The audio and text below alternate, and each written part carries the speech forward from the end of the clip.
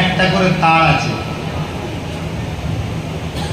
একটা তার যদি আরেকটা তারে থেকে যায় ফিউজ উড়ে যাবে, একটা আর দেখতে হবে।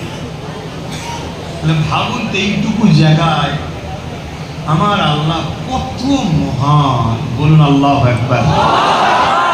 26,000 ক্যামেরা লাগিয়েছে, 1 টাকা করে যদি দাম হয় 26,000 কোটি প্রত্যেকের চোখে আল্লাহ ফিরিয়ে দিয়ে বলুন সুবহানাল্লাহ। সেই আল্লাহ এই চোখ দিয়েও বলছে না যে আমি তোদের উপরে বিরাট এহসান করলাম, হুজুরকে দিয়ে বলেছেন এহসান করি। তাহলে চোখের থেকে হুজুর দামি না কম? তো সমস্ত নবীরা বলছে আল্লাহ হ্যাঁ, আল্লাহ আছে, আল্লাহ এক হ্যাঁ, লা ইলাহা ইল্লাল্লাহ আদম সফিউল্লাহ, লা ইলাহা ইল্লাল্লাহ মুসা কালিমাতুল্লাহ, লা ইলাহা ইল্লাল্লাহ ইব্রাহিম খলিফাতুল্লাহ, লা इलाहा इल्लल्लाह ईसा रूहुल्लाह। हर नबी ने फरमाया अल्लाह है। आप देखे हैं हर नबी कहते हैं नहीं सुने, वही आए हैं खुदा है, मगर हमारे नबी दोनों आलम की सरदार आकाए दो आलम मदनी वाला मोहम्मद रबी सल्लल्लाहु अलैहि वसल्लम তিনি আল্লাহকে দেখেছেন। জোরে বলুন, আরো জোরে বলে। তাই বলছি খোদা কি আযমতে ক্যা হ্যায়, মুহাম্মদ মুস্তাফা জানে মাকামে মুস্তাফা ক্যা হ্যায়, মুহাম্মদ কা খুদা জানে। কেননা আমার নবীর কতটা মাকাম আল্লাহ ছাড়া দ্বিতীয়জন জানবেই বা কি করে? কেন আল্লাহ বানিয়েছে, তিনি জানেন, ঠিক না? আল্লাহ বানিয়েছে আমার রাসূলকে, তিনি জানেন হাকিকাতে মুহাম্মদ রাসূলের মাকাম কি। কথা মাথায় ঢুকছে?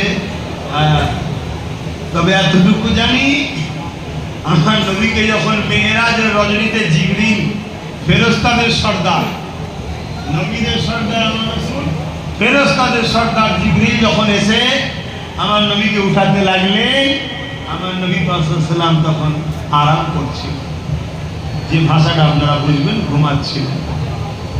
কিন্তু আল্লাহ নবীর ঘুম আমাদের ঘুম এক না আলাদা? আমরা ঘুম থেকে উঠলে কি করতে হয়? ঘুমোতে হবে না। জুম্মার দিনে কেউ যদি খুতবা চলাকালীন বসে বসে কি করতে হবে? উযু। উযু কেন? আমরা ঘুমোলে ভেতরটা ঘুমোই, খারাপ নেবেন না, ফতোয়া জানার জন্য বলছি। কোথা কি ঢিলে হয়ে গেছে, কি বেরিয়ে গেছে জানালি উযু করে যা। আর আমার হুজুর উঠতেন ঘুম থেকে, সোজা ইমামতির জায়গায় গিয়ে আল্লাহ, সিদ্দিক আকবরের মতো মানুষ ইক্তেদা করছে, ফারুক আজমের মতো মানুষ ইক্তেদা করছে, উসমান গনির মতো মানুষ ইক্তেদা করছে, মওলা আলী শেরে খোদার মতো মানুষ ইক্তেদা করছে।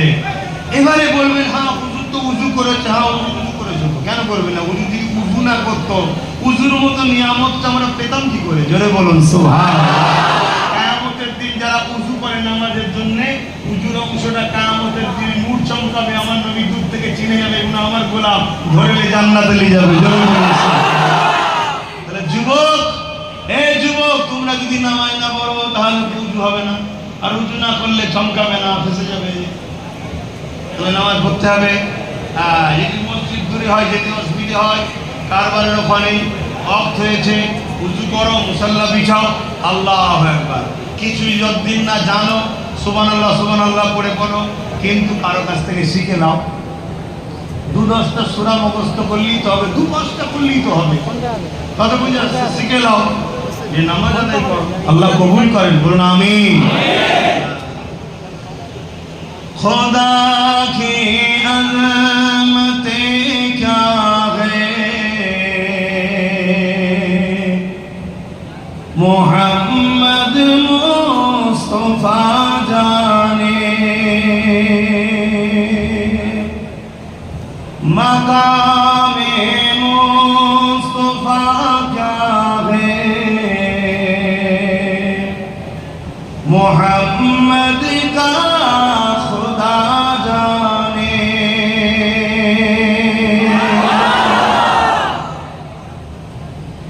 हमें